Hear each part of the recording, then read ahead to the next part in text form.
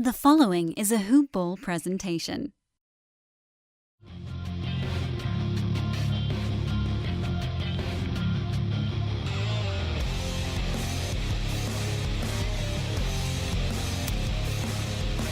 Hello, everybody, and welcome to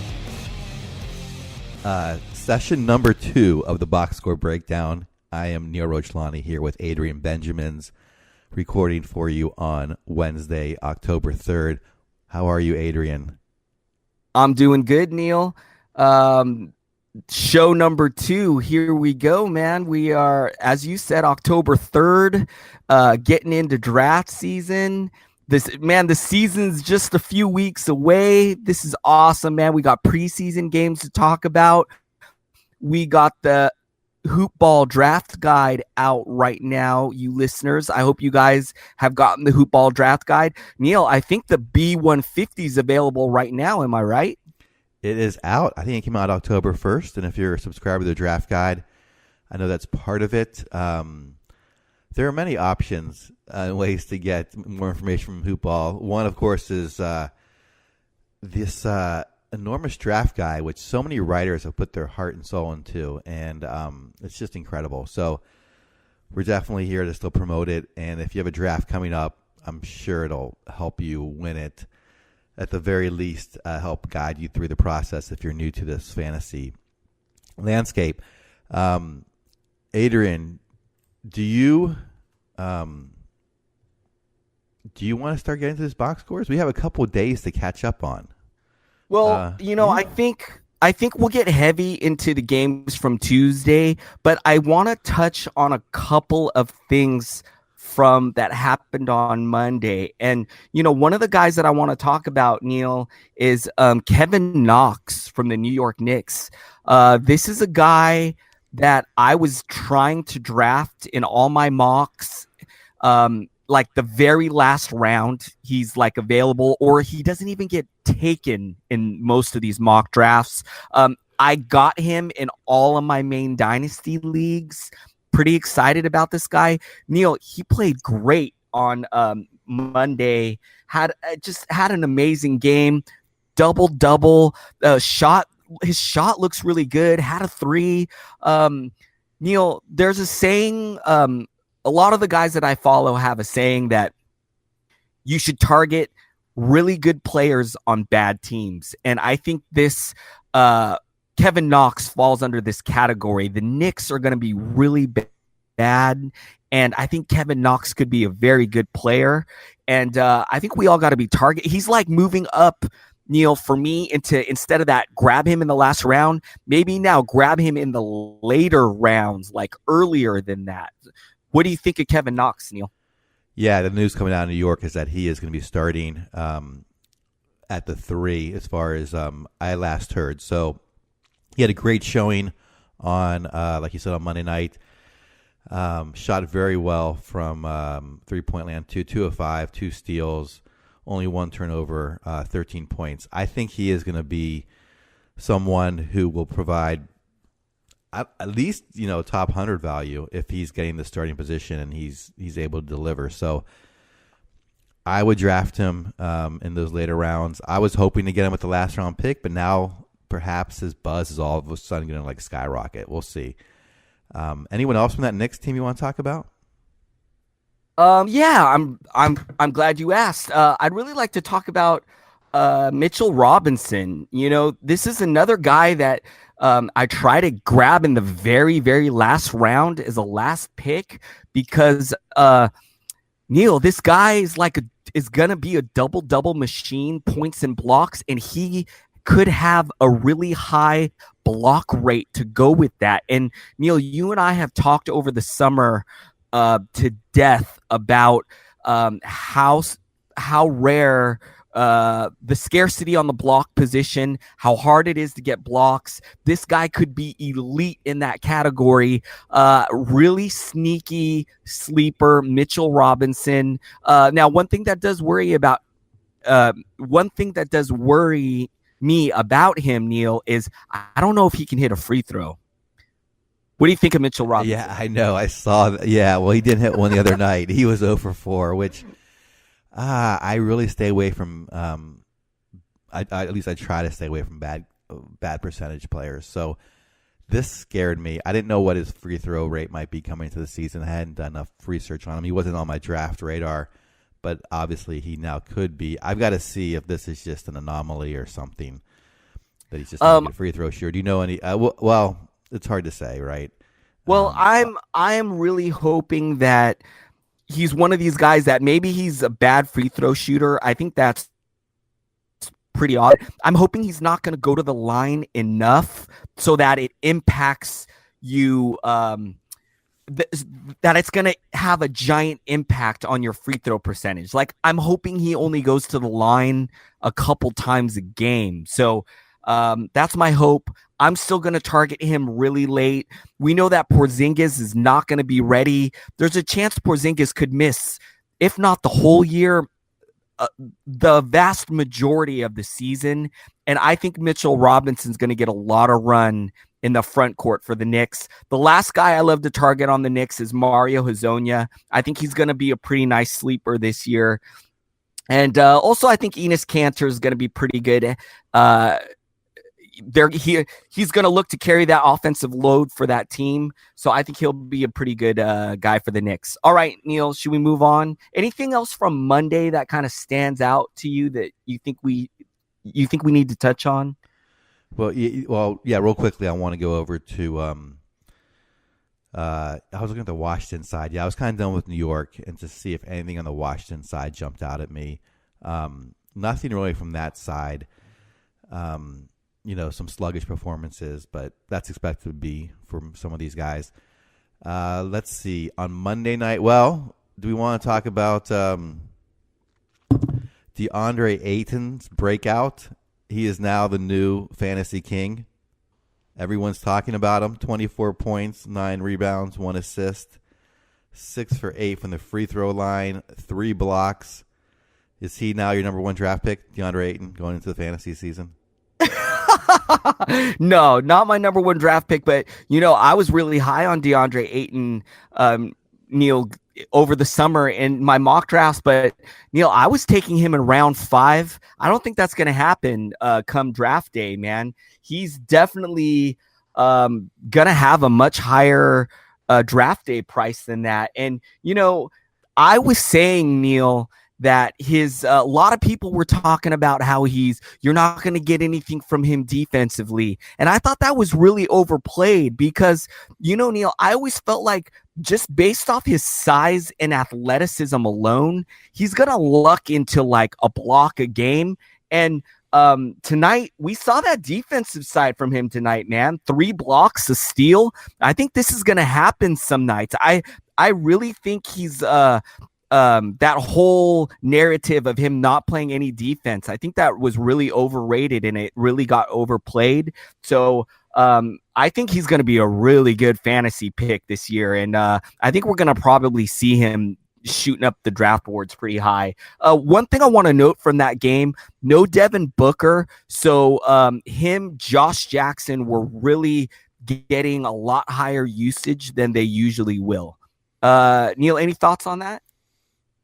Yeah, the one thing I was looking at for this Phoenix team, in addition to Ayton and see how he came out, is how to take advantage of the absence of Booker. There's been some news about Okobo getting the starting point guard role. I know on Monday it looked like it was Shaquille Harrison.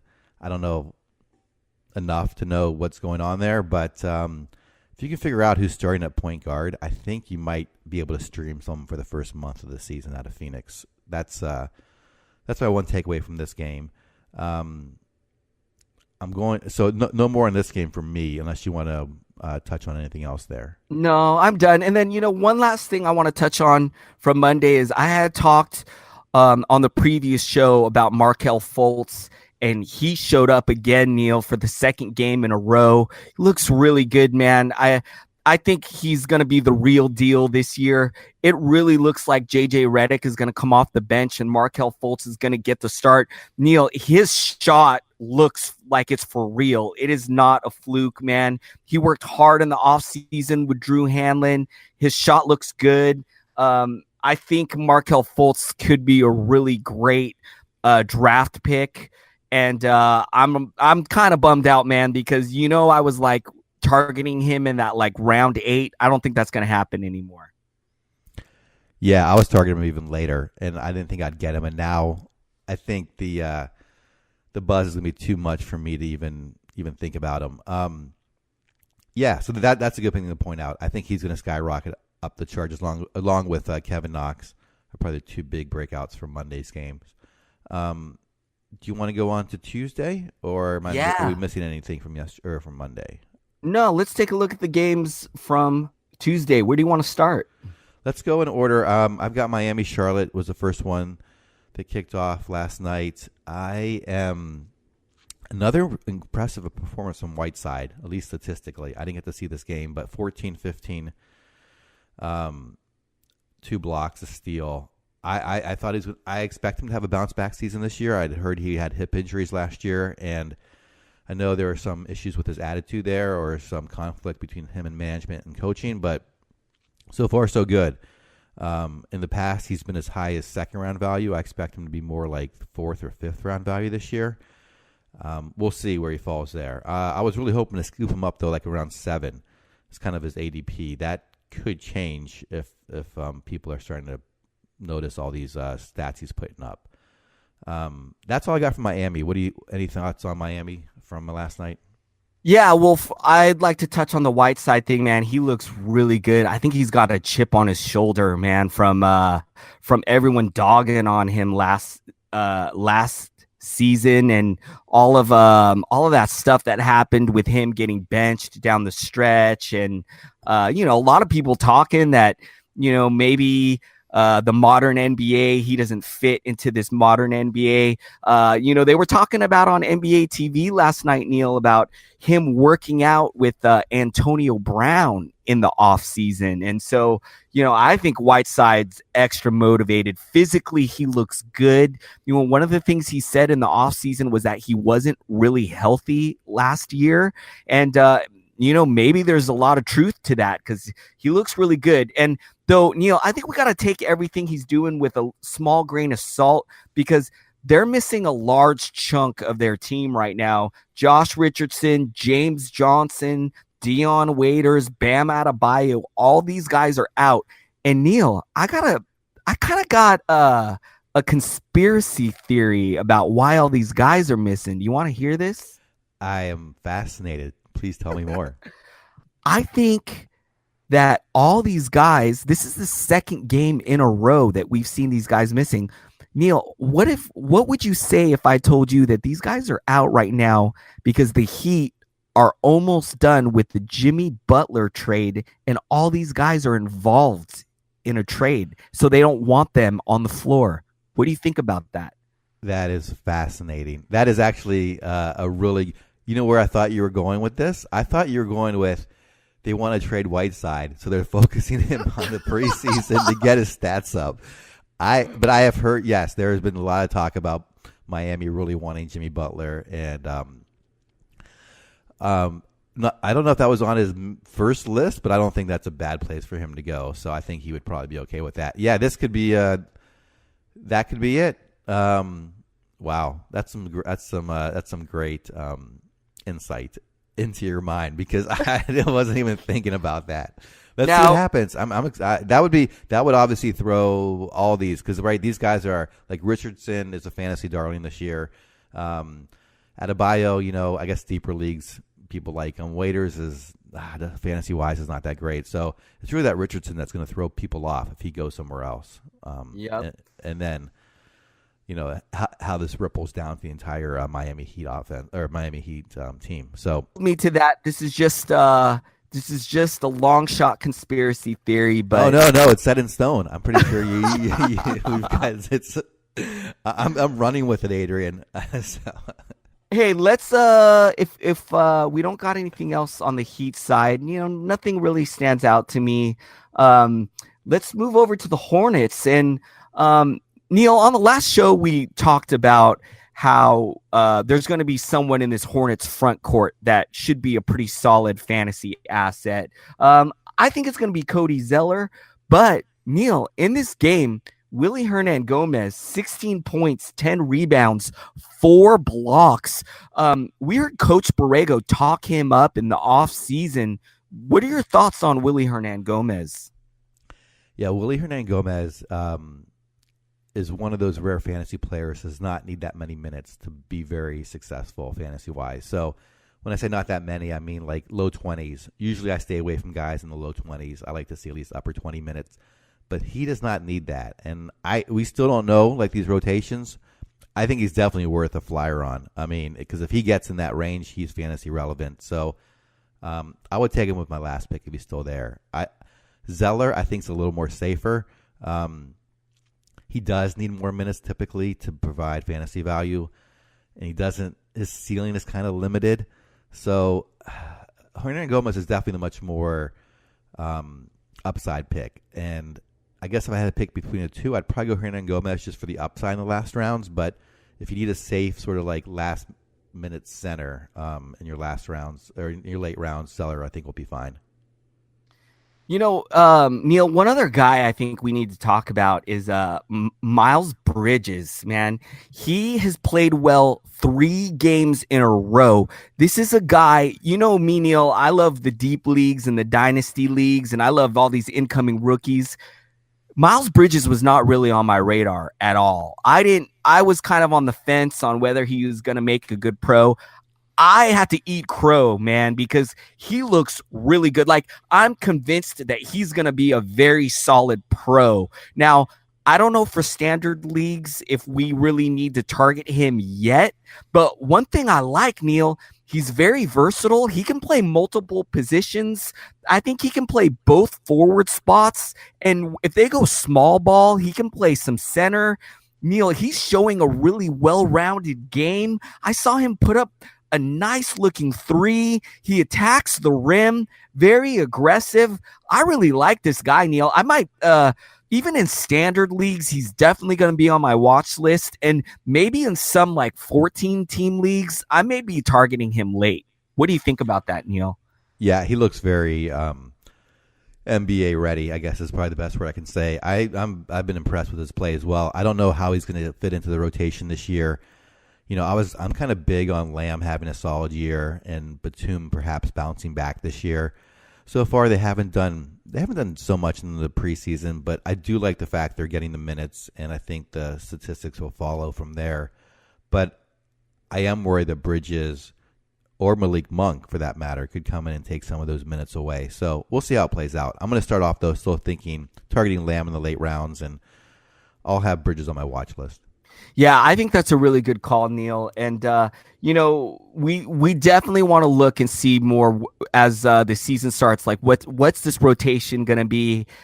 What's the usage rate? But I really like Batum. I love your take on Lamb. I think he should be a solid guy to take late in your drafts. And then Kemba Walker. We talked about it last night, he had 18 points, 6 rebounds, 5 assists, 2 steals. I think he's primed to have a career year. Yeah. Neil, any closing thoughts on this game? No, ready to move on to game 2 if you are. Rematch of the Eastern Conference. Was it the Eastern Conference Finals? Cleveland and Boston? Cleveland and Boston. Again, Cleveland comes back still on top without LeBron, 102-95 in the preseason. Love is now the focal point there in Cleveland with the supporting cast. I know you like some of these players. Chetty Osman, I know someone you've been talking up, had a really good stat line last night.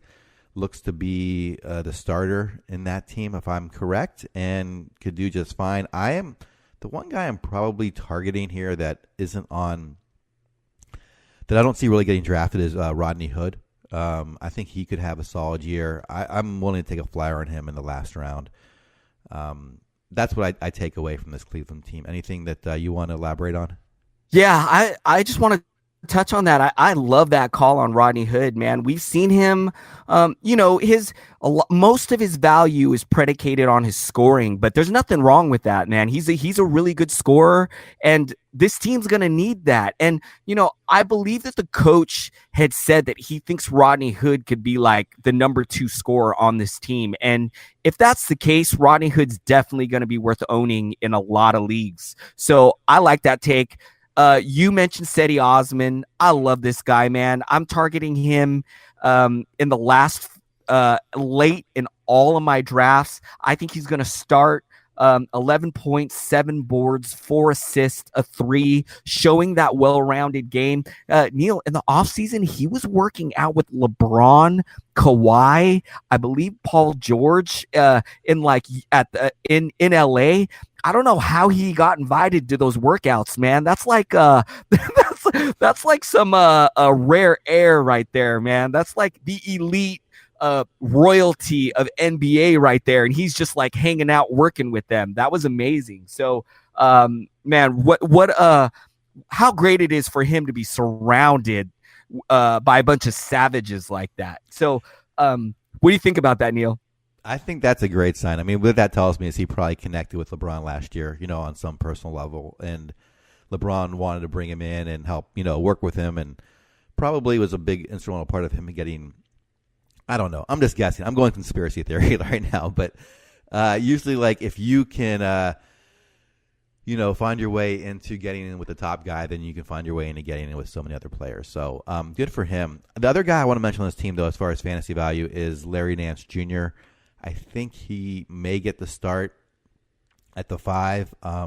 We've seen when he's gotten consistent minutes, he can kind of do points, rebounds, blocks, some assists. So I think he might be fantasy relevant. Another guy I may target at the very end.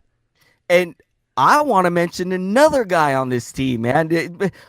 Neil, I want to talk about Colin Sexton, man. 15 points, 5 of 11 from the field, 3 of 3 from the line. That looked pretty good.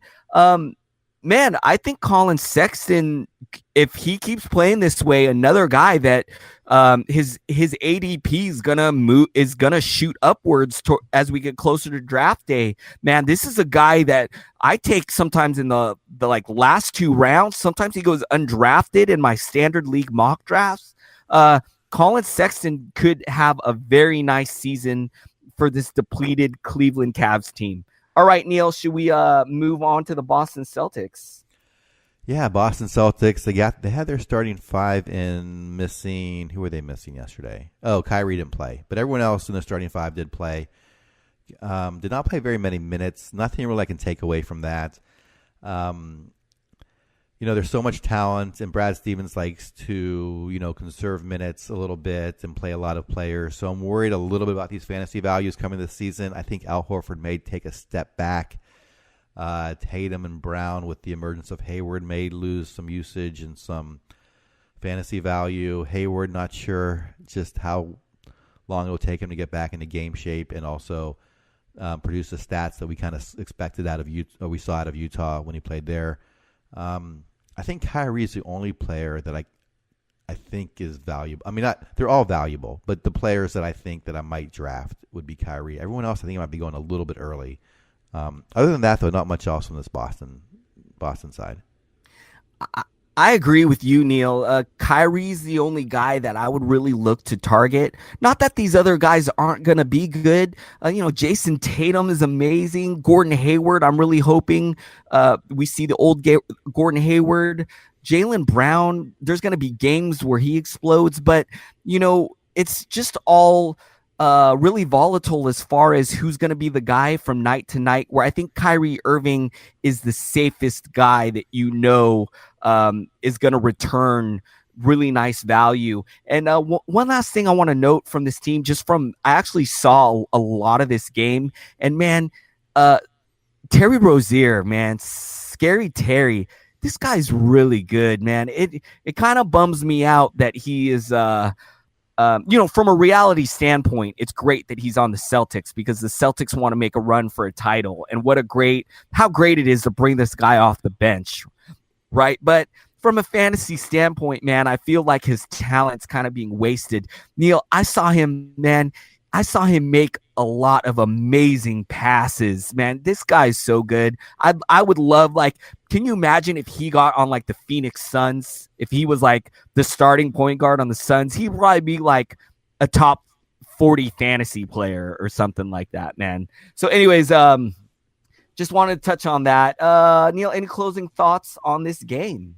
Any closing thoughts on this game? Yeah, nothing else with fantasy wise. Yeah, I agree with you. It's sometimes it's hard to see guys that are really good that are buried in a team like Boston, but that's good for the NBA, right? So hopefully they'll live up to their hype this year and perhaps come out of the East and perhaps challenge the team out of the West, whoever, if they do make it that far. So I'm looking forward to watching them play for sure. All right, Memphis, Houston, third game on the docket last night. Chandler Parsons spotting. Are you buying any of this? He played 20 minutes. He went 3 for 4, 4 for 4 from the line, 2 3-pointers, a steal, no turnovers. Chandler Parsons 2015. Is this happening? Man, I'm really glad that's where you went to start on this game, because this really bummed me out, Neil, because Kyle Anderson, slow-mo, a guy I've been really high on this offseason, a guy I've been targeting in all my drafts. Is Chandler Parsons going to start over him? I really hope not, man, because I think Kyle Anderson was going to be a really solid fantasy asset this year. So, there's no way we're drafting Chandler Parsons anywhere. I don't know, man. I don't know if this is a sign that he's going to start in the regular season or if they just kind of want to get him going in the preseason. I don't know, Neil. What do you think? I'm torn here. I think I've drafted Chandler Parsons every year since he's been in the league. I have a thing for him. So I ended up just taking him with my last pick. But in all seriousness, Kyle Anderson I think is still fine. I think Parsons will have a role in this team, but I think Anderson is still going to be bigger, and I think will be the better fantasy player without a doubt. And I expect him to. I'm assuming you took him more in the later round, or not the later rounds, the mid to late rounds, and that's where I think he'll deliver. It's good to see Conley back, looking healthy. Not sure exactly where to draft him. He's kind of going around 40. He could exceed that. It's still tough to say how healthy he's going to be this year. That is so hard to predict. Along with Gasol, does Gasol fall off this year, or is he still going to be strong? That one is tough for me to kind of wrap my arms around. Any other thoughts from you on Memphis? Oh, yes, I do have one more thought, Neil. Neil, did you know that I'm a big Jaren Jackson Jr. fan? I have not heard that. I totally forgot about. I am so sorry. How could I even think that you would not talk about Jaren Jackson Jr.? And he actually looked really good, didn't he, last night? From what I understand, he made every shot he took. Neil, how can you get any more efficient than 100%? 6 from 6 from the field. Hit a 3. The only 3 he took, he made 2 of 2 from the line.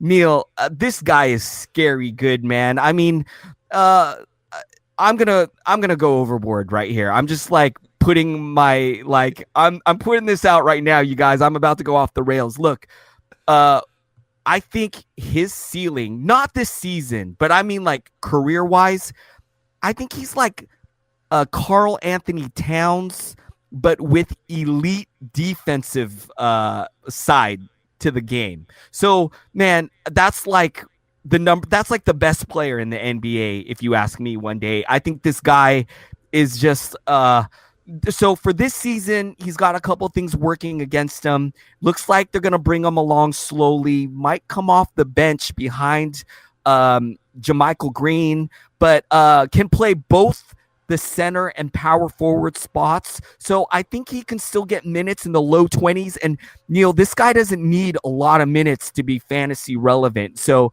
I really like Jaren Jackson Jr. as I want to say a late round guy, but I think he's going to likely be going earlier than that, especially if you're in a league with a lot of industry guys and guys that are nerds like me.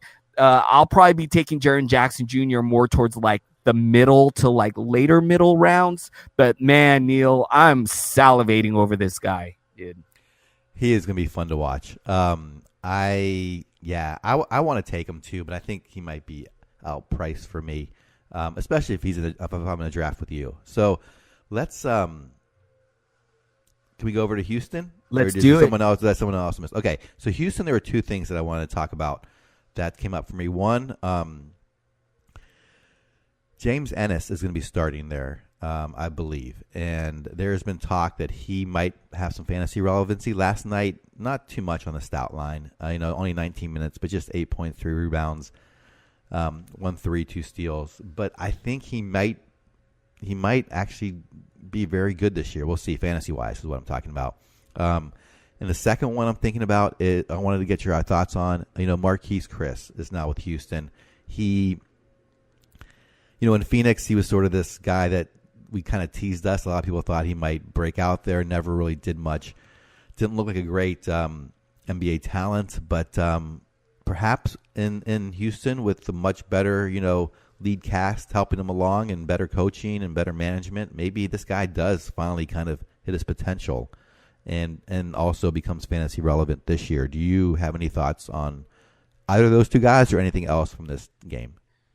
Man, did I ever tell you how much I enjoy doing this show with you, Neil? It's like I feel like you read my mind and you always kind of like something that I want to talk about. You just bring a completely different angle to it, and I love doing these shows with you, man. Anyways, yes, I want to talk about all that stuff. First thing I want to talk about, I love your take on Ennis. I just really worried that, Neil, you know how we have these guys in the NBA that even with like large minutes, they don't really do too much. Like a guy that comes to mind, like Andre Roberson, like even in like a starting minute role, he's still kind of not quite fantasy relevant. So I'm a little scared that James Ennis might fall under that category, but he's in the right offense. Neil, this offense is very fantasy friendly, and I think we kind of saw it from him last night. 8 points, 3 rebounds, 2 steals in just 19 minutes, right? So if you pop those minutes up to like upper 20 minutes, he could definitely be worth owning at the end of your roster. And then, Neil, I want to touch on Marquise Chris. Man, last year he was my biggest whiff. He was one of my favorite must-draft guys towards the middle to later rounds, and just completely did nothing. What a disappointment. Now, I'm not going to be drafting him anywhere this year, Neil. And, Neil, there's a lot of buzz that Isaiah Hartenstein might actually be ahead of him in the rotation, and I don't think he played in this game due to a minor injury. So I would need to see Marquise Chris keep doing this on a consistent basis and do this when Hartenstein is in the game as well, like as a healthy player in the game. So Marquise Chris, just the guy I'm watching. I'm not ready to pull the trigger on him. Yeah, and as I look more into his stat line last night, there might be some indicators that he might not be ready yet either. In 17 minutes, he did have 5 turnovers and 5 personal fouls. So yeah, and that was not a good. Yeah, that was one of the biggest knocks on him last year, Neil, is his high foul rate. He took himself out of a lot of games because he just fouls like crazy. Like the coach has to take him out of the game. So just keep an eye on Chris. The one thing that I gotta say though, I had him left for dead in the Phoenix Suns with them adding Ayton, with them, with the draft that they had. So I think Chris did end up in maybe one of the best spots he could possibly end up in with the Houston Rockets. All right, Neil, any closing thoughts on that? No, I agree with you. I'll just watch and see what happens with Chris. As far as Ennis, I've got like 6 guys on my last round draft list now, so I don't know who I'm going to take at that spot.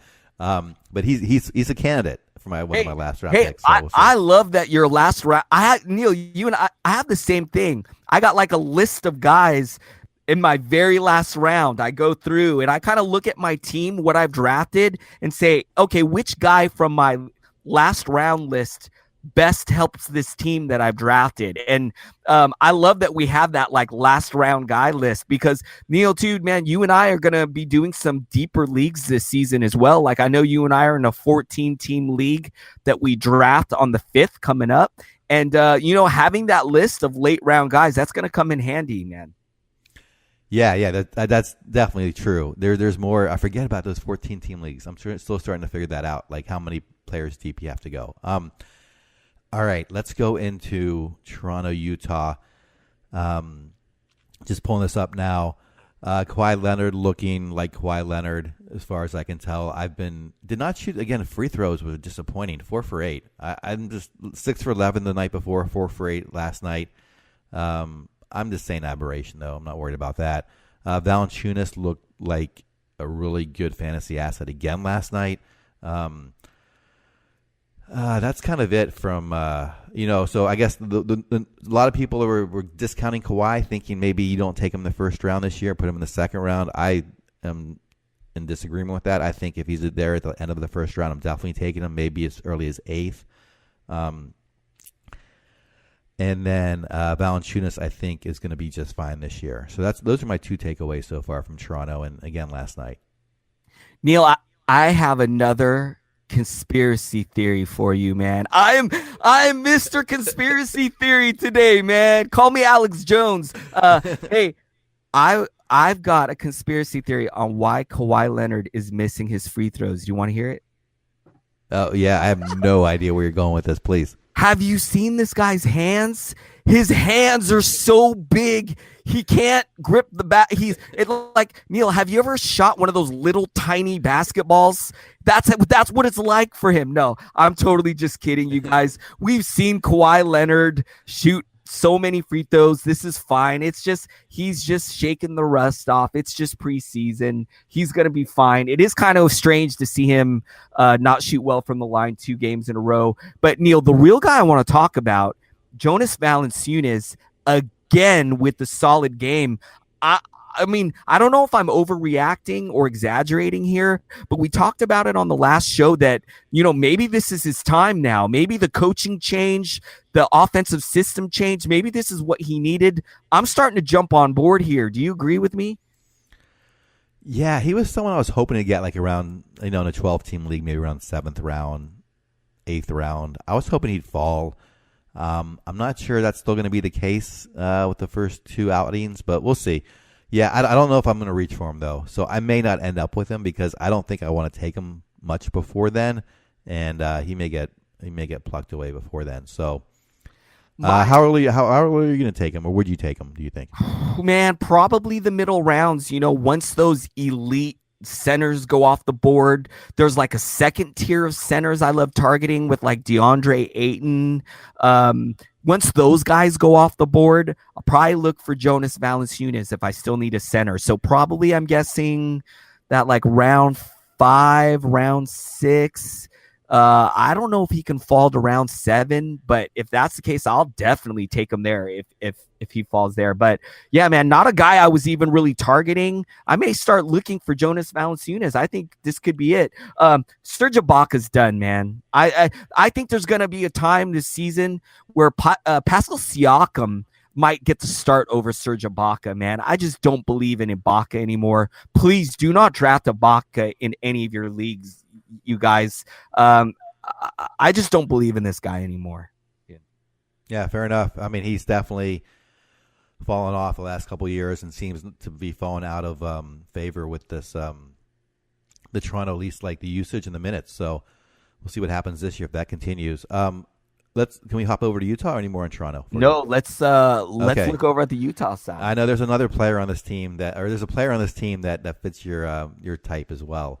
I'm going to hold off on him and talk a little bit about, some of these backups on Utah. I was kind of interested in, like these 6 men, like either Alec Burks, Jay Crowder, or Dante Exum, who did not play last night. I was thinking one of those guys could fall into my last round pick again, but I don't know anymore.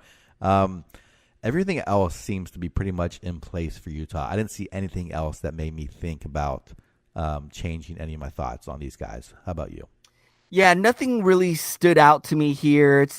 Neil, this is one of the teams that they brought back almost their entire starting roster, most of their same core group role players exactly the same. So there's not too much here question wise. We kind of know what we're going to get. But one thing I just do want to just kind of note is Rudy Gobert, Defensive Player of the Year, 5 blocks. Really hoping he has a huge year.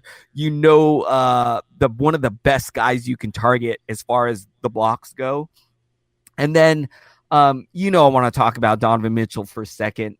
Didn't shoot it well tonight, 4 for 12. I hope that was just a fluke. And one of the things I liked that I saw, really trying to facilitate more. And I think that's going to help him with when I talked about improvement fantasy wise. He can get those assists up, man. That'll really help a lot. And I really see him trying to get his teammates going. And I love that. So a big Donovan Mitchell fan, and I'm really hoping to get him in a lot of leagues this year. Any closing thoughts on this team? I mean, the other stat that kind of stood out for me, and it's just one game, one data point issue, is Ricky Rubio, 25 minutes, just 1 assist. We know that the days of the double digit assists are definitely over for him with Donovan Mitchell leading this team now.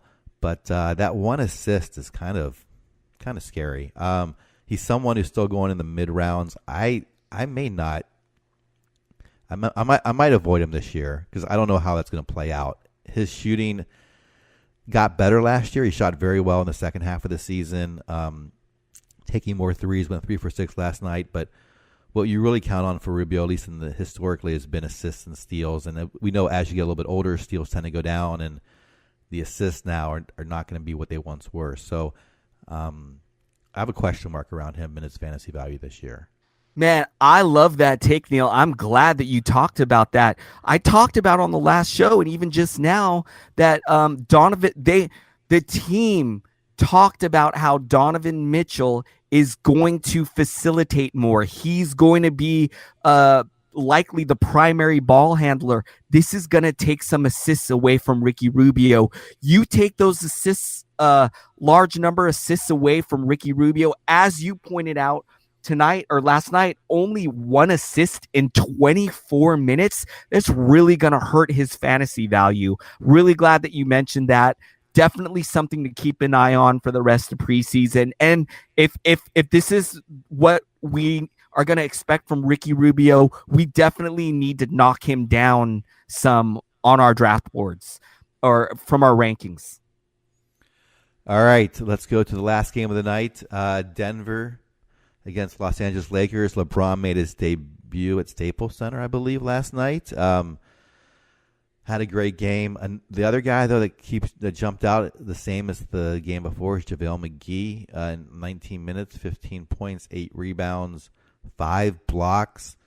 I've seen some tweets about saying JaVale McGee is a must-own now. Another last-round pick for me. Maybe he'll be my second to last-round pick because I don't know if I can get him to the last round anymore. That was really it. I really don't know what to do about these wings here in LA with I think Ingram's going to be okay, but Hart and Kuzma, I mean, those guys I assume are going to be just fine, but I'm nervous with LeBron taking up, so much of the oxygen there. Any thoughts on the Lakers? Yeah. My box score's frozen. How many minutes did JaVale McGee play last night? I have 19. So, we saw him play 19 in the last one, and the Lakers are just really thin up front. So I really like, as you said, taking a last round flyer on JaVale McGee might be a wise decision. And I agree with you completely on, you just have no clue how this rotation and usage is going to look for this team. They got so many guys, Neil. Brandon Ingram, Kyle Kuzma, Beasley could get a lot of run, Lance Stevenson. LeBron James, the safest guy, the guy you're going to draft, in the first round. He'll be fine. But other than that, Neil, I don't trust anyone on this team. Like, kind of a little similar to the Celtics. One night, I think we're going to see Kuzma explode. The next night, he's going to do nothing, and Brandon Ingram's going to explode. We just have no idea from night to night who's going to be the guy. And, Neil, they talk a lot about playing positionless basketball, meaning they got all these guys that can play multiple spots. So, we just don't know now. Okay, well, then how many minutes is this guy going to get here or there? Neil, I need to wait and see more. And so because of that, I'm really not targeting any of these Lakers in any of my leagues. What do you think, Neil? Yeah, I guess the second safest one might be JaVale McGee, unfortunately. This is as strange as that to sound. I do think Lonzo could be okay this year. Coming into the season hurt, not getting any attention. Last year had all the hype, really disappointed in terms of fantasy value because of his percentages. If he gets those up a little bit and he is healthy once he gets back, he could be just fine. I would take him. If he falls to like the late middle rounds, I would look to take Lonzo there if he's falling. Yeah, I think that's an interesting take. Lonzo kind of scaring me a little bit just because of Rondo. Oh, Josh Hart looked really good, man. One of the things that stood out to me, I kept thinking, man, they got to find a way to get Josh Hart like good minutes on this team because he plays really well next to LeBron. He's such a good reality player, I want to say, because of his intensity and his defense, good size for a guard. Just seems like the perfect guy to have with like Rondo and LeBron. He's like a gritty player.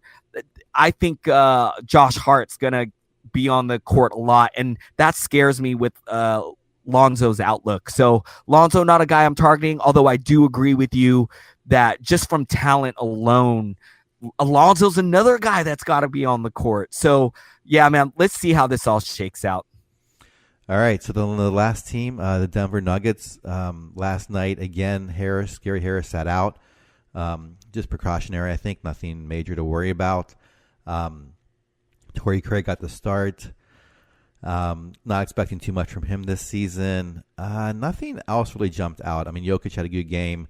Millsap, not really doing so much in the offensive side this year. We know that he kind of ceded that role to Jokic last year, and I think he's 33 now, so perhaps his fantasy, days are behind him in terms of being that like top 50 player.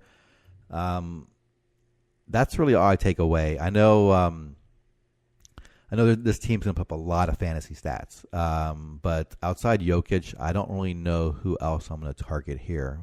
And Gary Harris, excuse me. How about you? I really like Jamal Murray, but one of the things that's bummed me out is that there's a lot of buzz that he kind of came into camp like out of shape. Whatever the opposite of muscle watch is, that's what Jamal Murray did this offseason. So that really bums me out, man, because I love my guys to just be beasting coming into the year, and it doesn't, so he missed this game with an ankle injury. So a little bummed about, all that talk about him not looking great. And then I agree with you, Gary Harris.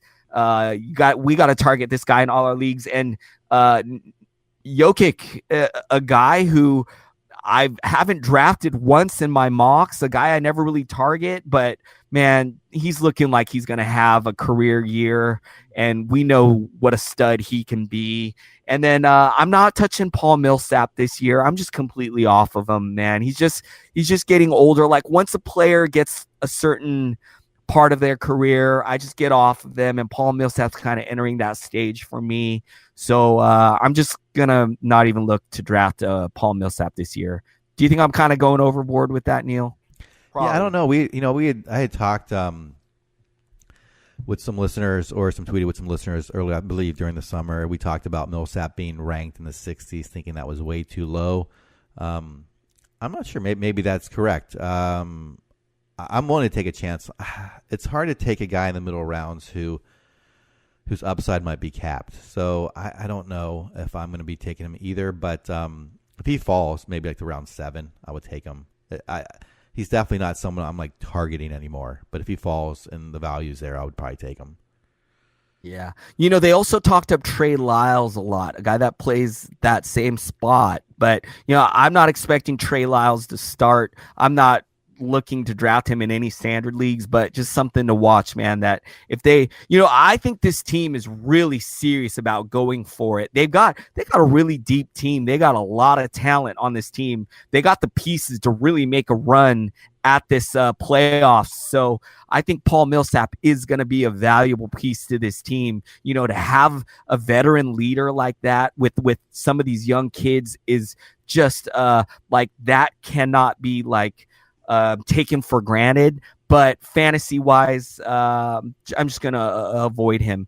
All right, Neil, any closing thoughts on the games? Man, I love this, man. Preseason, season's almost here. Any closing thoughts, Neil? Yeah, I mean, the season is less than 2 weeks away. This is crazy. All the drafts are coming up, for real in the next few days for most of us, and then in the next week or so overall. So exciting time for fantasy basketball fans, NBA fans, NBA podcasters, fantasy podcasters. So, no, that's all I've got, man. We knocked out our second show.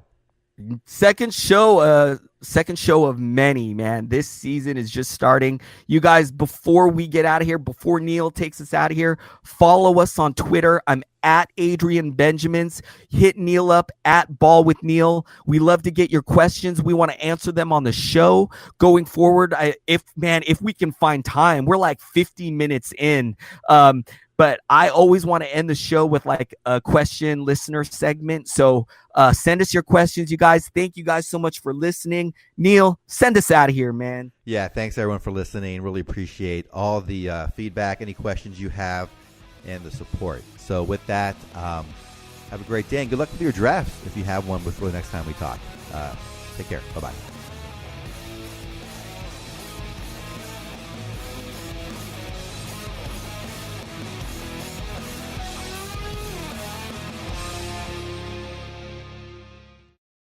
This has been a Hoop Ball presentation.